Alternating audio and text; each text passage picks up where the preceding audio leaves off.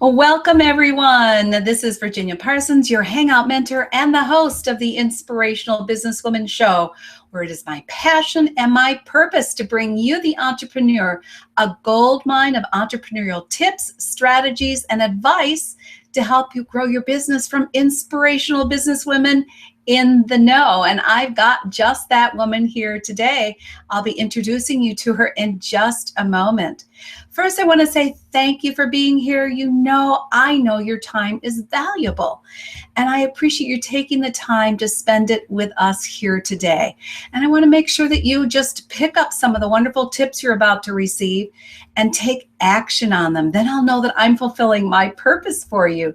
So let us know where you're hanging out from, won't you? Just put that in the comment section where you're hanging out from, and also a little bit about what your passion is, because I want to make this a collaboration of inspired businesswomen and businessmen who can uplift and support one another in your goals for growing your business.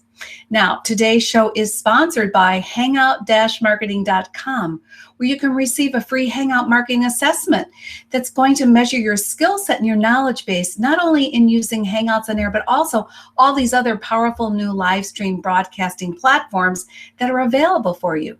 Now, when you take that assessment, and by the way, it's only going to take you a couple minutes, you're going to get information back on how you can start to use these platforms to grow your own business. And you might even qualify for a free strategy session with me, where we're going to sit down and look at all the different ways you can expose your business and reach people across the web. So I look forward to doing that with you. So go ahead, take that assessment, and you might even qualify for that strategy session. How do you get the assessment? All you have to do is text the word success 307-269-2040, and that will get you right to the assessment. So let's move into this wonderful person I'm introducing you to. Her name is Meredith Eisenberg. I'm so happy to have her with us today. And she's, what I would call, what did I put on there? The head monster tamer. I think that's such a great name, Meredith, for online overwhelm. And she is the co-founder of Time Traders Club. So here's what we're going to talk about today: the collaboration, how we use collaboration so that you operate in your own zone of brilliance and leave the rest to those who can do it better than you. So the topics we're going to go over are the back of your envelope marketing plan. I love this. That means simple, right? Back of the envelope is where the marketing plan is. I can't wait to hear Meredith's play on this. Also, 3 traits to look for in a good collaboration partner.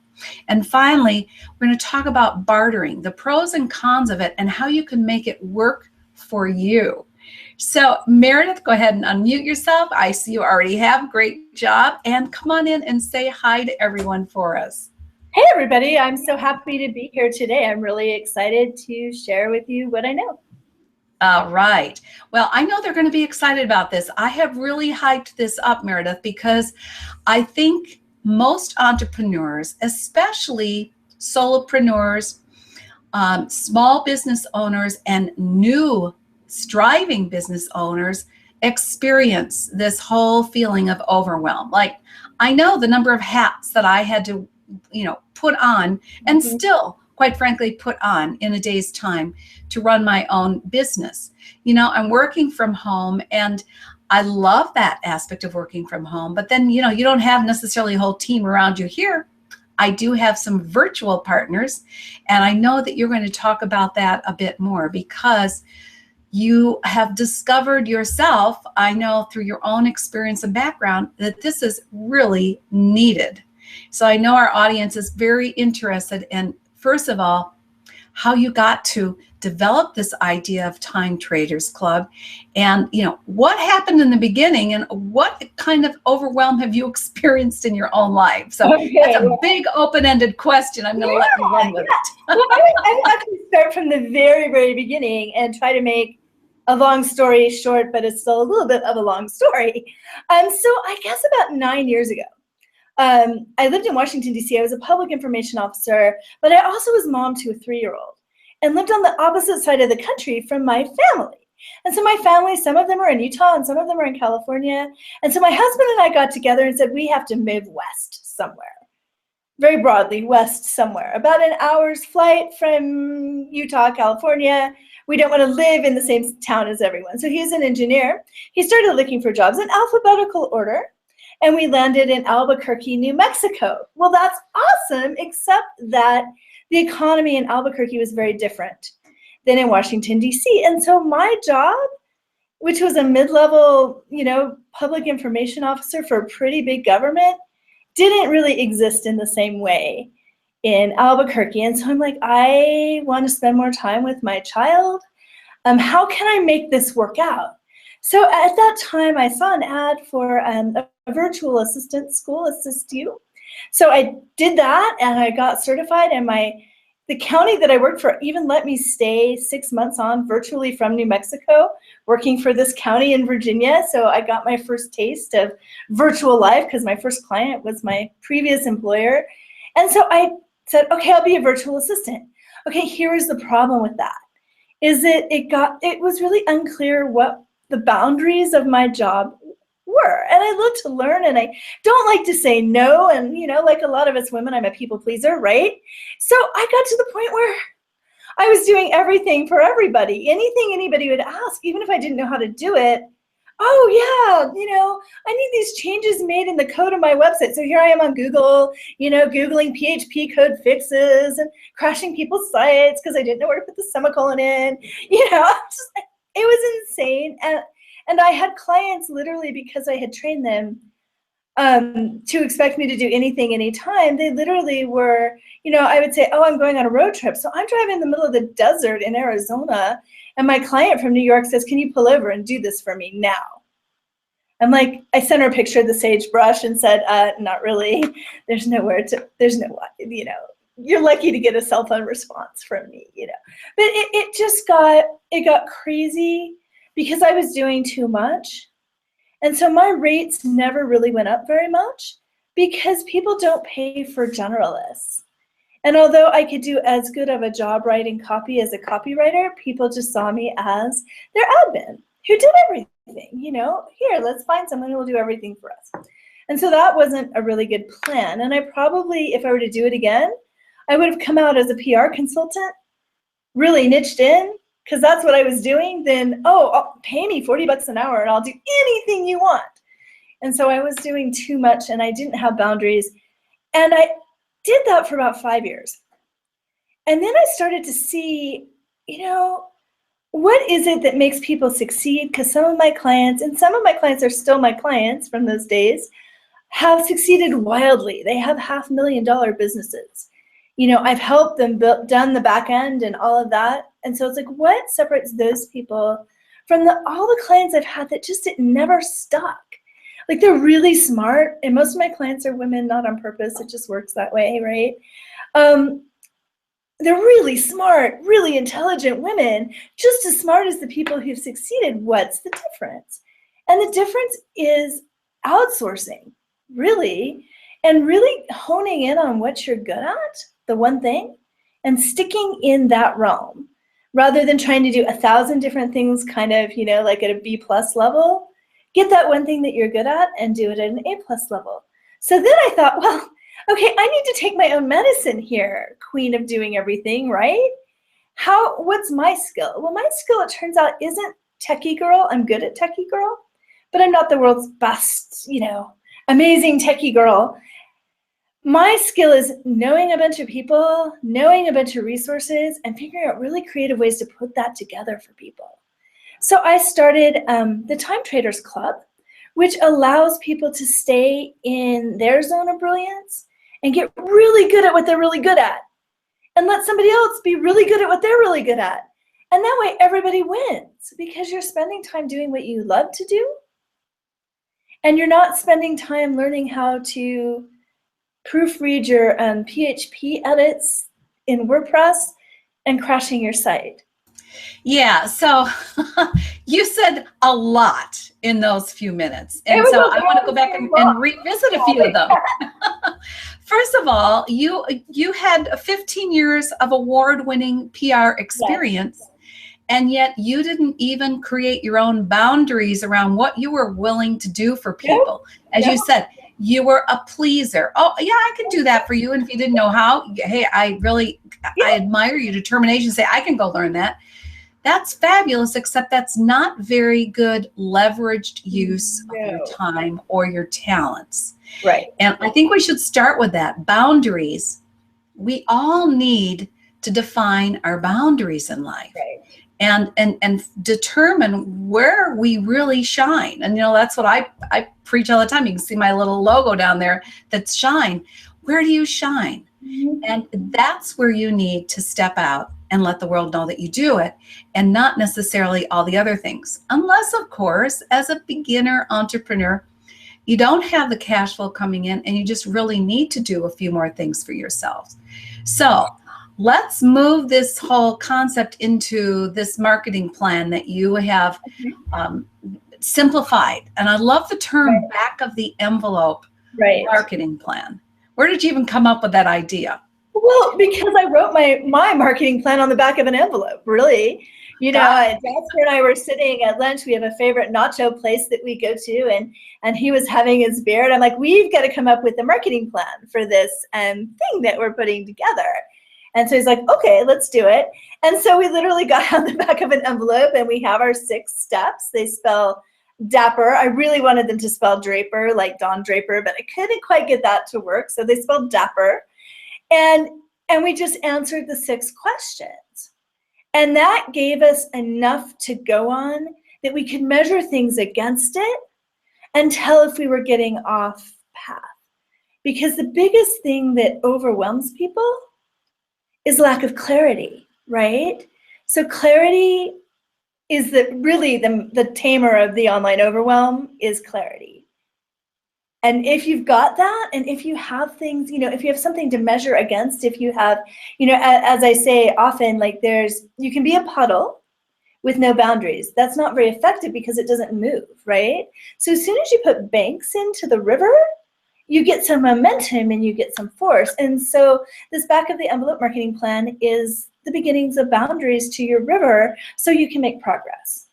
I love that. Did you guys hear that? So she's taken a beautiful analogy between a small puddle and a river, and the boundaries that you create in your business that are going to create enough pressure and force for movement to get yourself up and running. Right. Now, do you have guidelines as far as when you talk about back of the envelope marketing plan? You said you had 6 steps. Do you have guidelines when you work with people? Should there be like a minimum of 4 steps and a maximum of 7, or where do you come up with that? You ask. So it's always the same 6 steps, and I'll just get through them really quickly. Okay. One is your dilemma. So you need to know what problem you're solving for your client, because clients don't pay for things just because they love you. They pay to get a problem solved, right?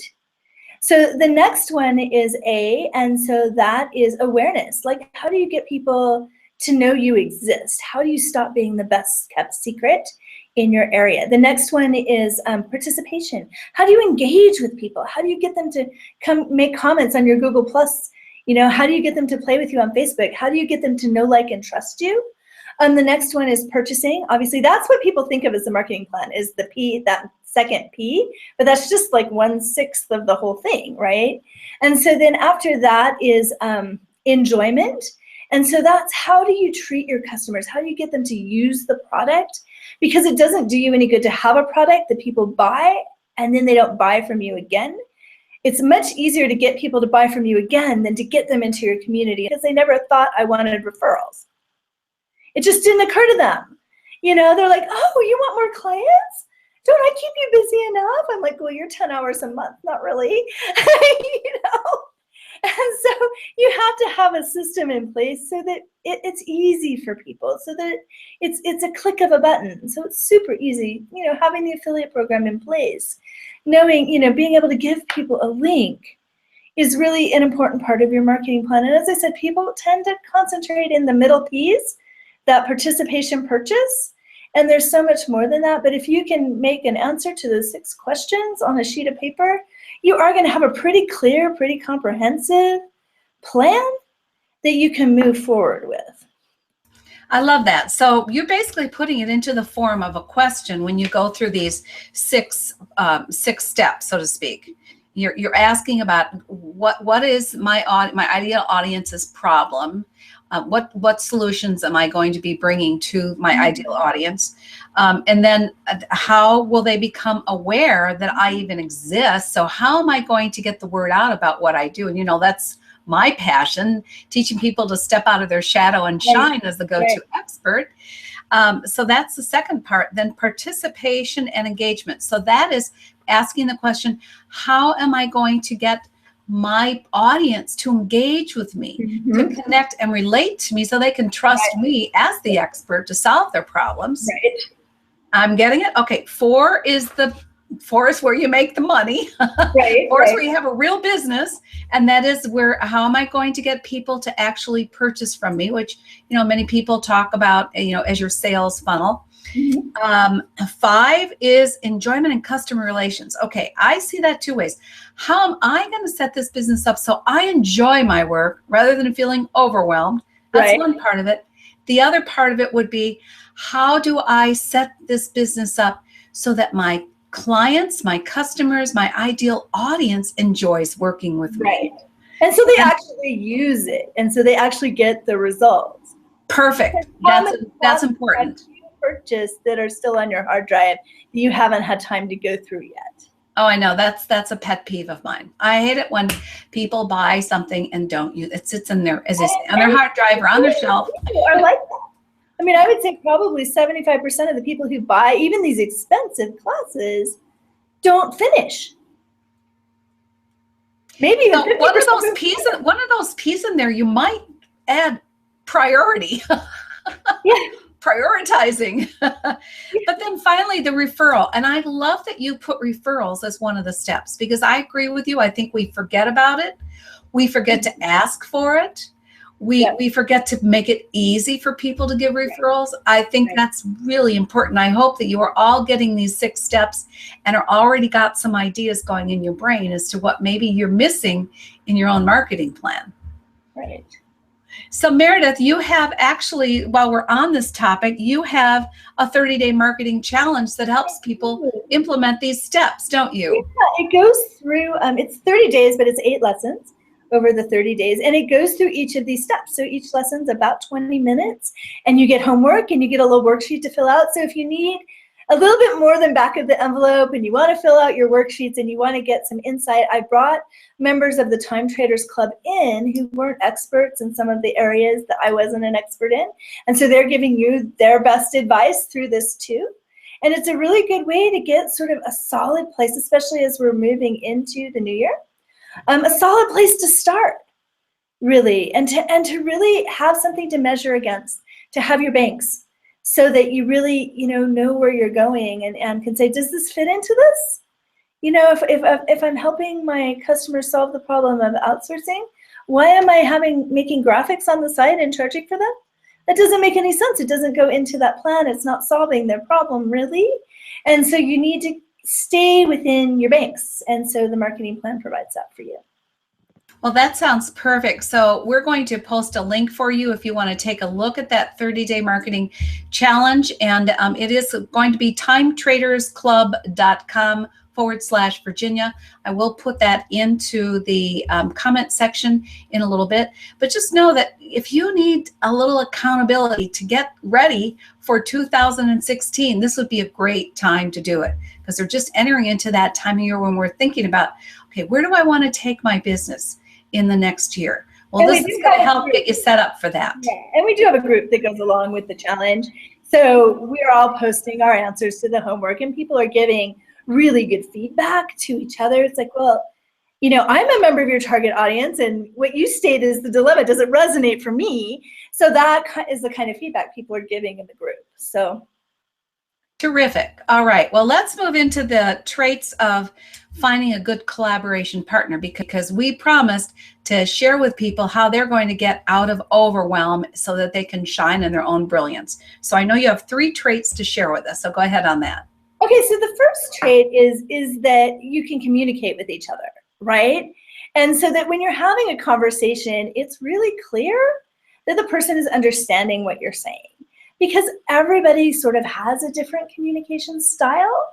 And so you want to make sure first and foremost that it's somebody that you can work with. I've had clients back when I did my virtual assistant that I had to fire just because our communication styles didn't mesh. You know, they'd come across as really like almost mean in their emails, and it wasn't intentional, but I just couldn't work with somebody who was that direct. Like, oh, you just have to say hello. That's all I need, but I need hello. You know? So that's number 1. And number 2 is, do they have the skills you need? Like, really, do you know what it is that you need done? And is the person you're going to collaborate with, does it sound like they understand what the task is? Because sometimes, you know, like virtual assistant is a really great example of this. That can mean anything, right? That can mean a computerized calendar program. That can mean almost a coach, you know, somebody who is really partnering with you and really, you know, almost your business manager. So it's this wide range. And so you need to be really clear that your vocabulary and their vocabulary are the same about the task that needs to be done. And then finally, you need to make sure that you trust them. You know, use your intuition and set up milestones, right? So if you're working with someone and you're doing a bigger project, say, okay, so what can you have done this week? And check in, you know, at the week, and then check in at 2 weeks, and check in at 3 weeks. Because in this virtual world, it's amazing because I get to meet wonderful people like you, Virginia, that I wouldn't get to meet otherwise. And I've met people from around the world, and it's great. But it's also really easy to disappear off the face of the earth. And that, you know, and I talk to people, especially with virtual assistants, who a lot of whom have really busy lives outside of their work, which is why they decided to become a virtual assistant, right? But then they just like disappear. I had a VA who sent me an email saying, oh, I'm not going to be available for the next 3 months. I'm in the hospital having a baby right now. Hello? You know? That's amazing. That's not good communication style at all. And I was doing everything right with her. Like, we were having milestones, and, you know, I had a good vibe with her, but she obviously didn't feel comfortable enough to tell me 6 months earlier that, hey, I'm having a baby in 6 months. And I would have been like, yay, mazel tov, awesome. Let's come up with a plan so that when this happens, I'm not stuck. Exactly. So that's all about communication. And right. You know, we're getting back to the same theme, though, and this is about boundaries and expectations. Yep. And so when you're looking for someone that you want to work with and collaborate with, because remember, this is about collaboration, you really want to look at what is important and define it ahead of time so that hopefully you can avoid some of these things. Yes. And the more check-ins, the better too, especially if it's someone who's new to you, right? I mean, I have clients now that I do a lot of work for still. I don't talk to them but once a month, right? Because everything is just so automated and you know, I know what I'm doing, I know what they're doing, it just works. I have other clients that I need to talk to twice a day. And it's just a matter of learning the people that you're working with and really getting set on communication styles. Some people are very like, I want it all in the project management system. I want it. And some people that would drive insane, right? It's like, I don't want anything in the project management system. I just want to talk to you on the phone about it. And so you want to make sure that the person you're working with at least can tolerate your style, or at least you can find some common middle language that you can both talk. So maybe you're not phone people, but maybe Skype is okay, or maybe regular email chats, but to talk about all this stuff. And time zones, and when are your work hours? My work hours are kind of early, even though I'm in Mountain Time Zone, which is between Pacific and Central. My work day really starts at 6 because I work for an hour before I take my daughter to school. And my work day pretty much is wrapped up by 3:30 because I go pick her up. And then I'm driving for 2 hours to wherever she needs to go. So if you really need to get a hold of me at 4 o'clock Mountain Time, it's not ever going to happen. And well, again, we're back to boundaries. You are choosing a lifestyle for your business, and that lifestyle has certain hours because you're working it around your family obligations that are your priorities. So boundaries, priorities, and deciding when is the best time to work, and then in collaboration with someone else, they might work different hours as long as it works into your communication style. Right. Yeah. So good tips. But we've got one more thing to cover. And we're trying to do this, and get you guys good information. Thank you again for being here with us today. I hope you're picking up some of these tips and you're going to start applying them in your business. So let's get into how we get out of overwhelm and this concept of bartering and how bartering, the pros and cons, and what you can do to make it work in your life. Really bad rap, right? I'll admit it, especially in the coaching business. Because people say, oh, you need to pay money because it needs to, the energy exchange has to be there.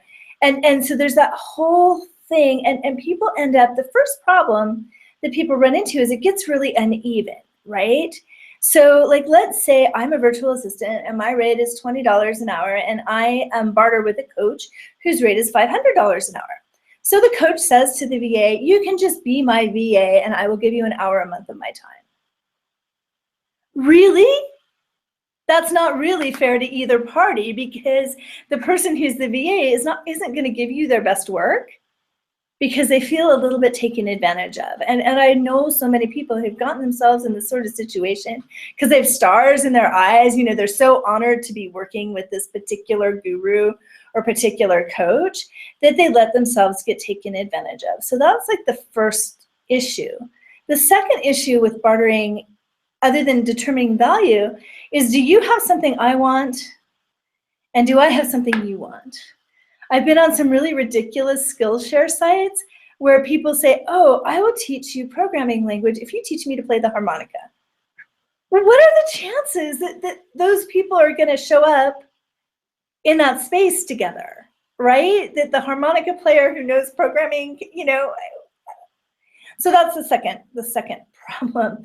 And then the third one is sort of trust, knowing who to pick, knowing, that you can trust them. And so, but I loved the idea of collaboration and I love the idea of bartering because it seems to me really silly to be struggling with the web stuff when there's a guy down the street who does that, who could help me, and someone else could help him. So what I created was the Time Traders Club, and it sort of gets over these hurdles. It's an asynchronous time exchange. So people exchange an hour for an hour. So for example, if I need help with my Google Hangouts, I'd go to Virginia and she would give me a consult for an hour. I'd give her an hour of my time.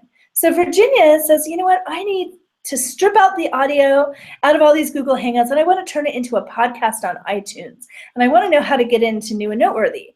Okay, so she goes and talks to my business partner, Jasper, who happens to be the podcast king. He's like, knows everything about podcasting. And so over the value, and Virginia gets exposed to Jasper, may hire Jasper to do more work for him. I get exposed to Virginia, I may hire Virginia or sign up for her program because I had that initial good experience with her. So that solves that problem. And the third way that we solve it is we have user ratings in our system. So when you complete a job, you get rated by stars. And as people trade more, we have levels, right? So you move up the levels. So a level 4 person is an old hat at trading. And so obviously they've had a lot of really good experience, and they know how to do the boundaries, and they know how to do trust. And if you're a beginner, you want to try and trade with some, a little bit with the level 4 people so you can learn the ropes, so you can learn how to do it well. So the Time Traders Club was a way for people to really, especially when they're just starting out, to stay in their zone of brilliance and get better at what they do specifically, instead of learning how to wing it in 1,000 different things. Okay, so if I have to interject for a moment. I want to make sure that our audience understands what you're explaining, because I know you know it inside and out. But hearing it, and I've only heard a little bit about it prior to the show, the live broadcast, here's what I'm getting from it for all of you viewers out there. I'm getting that this is different than bartering, because bartering is saying, as she said, I'll do this for you, you do this for me. Great, not necessarily always equitable. And there is that part of it where, you're not exchanging money, therefore the value doesn't feel there. That's a problem. So what she's created in the Time Traders Club, as I'm hearing it, is that it's not about I'll trade with you, you trade with me. It's looking into the club at all the resources that are available to you in all the different areas that you're wearing, all those different hats, and looking for the person who can provide that service that you need, who doesn't necessarily need your service. Right. That person also looks through the club for things that they need done. So you have this ability and a resource that's vast with all sorts of experts that you can trade your time for. Very different than bartering, where I don't think it is a good idea to barter, because I think it does devalue services and perceived value. But you're doing something very different here, and I think it's brilliant. I want to say that to you. And the other thing that I come up with is that it sounds like with the rating system, sounds sort of like Angie's List. Have you ever heard of that one, where if you need people to work in your home, you want to know they're good quality and trustworthy and they get the work done, etc. And you've got a similar rating system. Right. Brilliant. Just brilliant. What are you guys thinking about this? This is important. I just want to see, the feedback on how you think you might use a service like this yourself. So, let me know what you're thinking about. We are we've already gone past our 30-minute mark. Darn it, it happens way too fast. And we aren't going to be doing an after show today, because actually, just to let you in on this, this has been pre-recorded because we couldn't coordinate our time to get together and get it done on a Monday. So I wanted to bring Meredith to you. I wanted you to find out about time trade. And so that's why we're not having an after show. But here's the thing. Keep your comments coming. We value them. We want to answer your questions. We will pay attention to your comments and we will respond to them. Okay? That's the deal. So I think it's really important that you understand we are still here to have this conversation with you, provide you with valuable information, and give you a resource that you can start to use called timetradersclub.com. And you can start to see how it might fit into your life, so you can let go of overwhelm and focus on what you do best. That's your brilliance. Yeah. So Meredith, thank you so much for all this great information. I want to leave you with sort of a last thought, an inspiration or a quick tip that you want to leave everybody with so that they can go home and take action on it. Okay, so my quick tip is get out your envelope and write down the answers to the 6 questions. And don't make a science project out of it. Just even like 1 or 2, sentences, because all you ever need to know, right? So I talked about the river. Now I'm going to talk about crossing the river, right? You see the bank, but you don't see every single step along the way when you're crossing a river, like when you're sort of balancing. And so just take that first step, and then you'll see where your foot needs to go next. So you don't need to know the whole path. And the back of the envelope is a good way of figuring out your next step. Perfect. I love that. And use the back of the envelope. That'll also give you boundaries, right? That'll give you the borders to keep it in there. And one of the things that I like to share with people is, if you're answering questions, start by asking the question several times. How can I? How can I? How can? And that will help give you the answers. If you just ask the question and allow the answers to flow to you without judgment. I'm really big on that. Just allow free flow information to come to you. You'd be surprised how much you'll get in the answer realm. So, and you might even think about getting your phone out and asking the question and then just recording it so you don't have to write it down yet either. Because if you do it that way, you're getting free flow information coming to you. You can write it down after you've, let it flow. So one of my little tips. Okay, everyone, I want to thank you so much, Meredith, for being here, sharing your brilliance and your story about how you came up with this whole brilliant plan yourself is because you were in overload. Right. And you had to define your boundaries, and you had to put together your priorities and these 6 steps. I think they're great. So thank you so much for being here with us today. Thank you, everyone, all our viewers. I appreciate you, and I really hope you do put your comments down and your questions. We will get back to you on that. And again, thanks for coming to the Inspirational Business Women Show. We'll see you next week when you'll get more great tips and strategies. Until then, thanks so much, Meredith. Bye. Bye-bye now.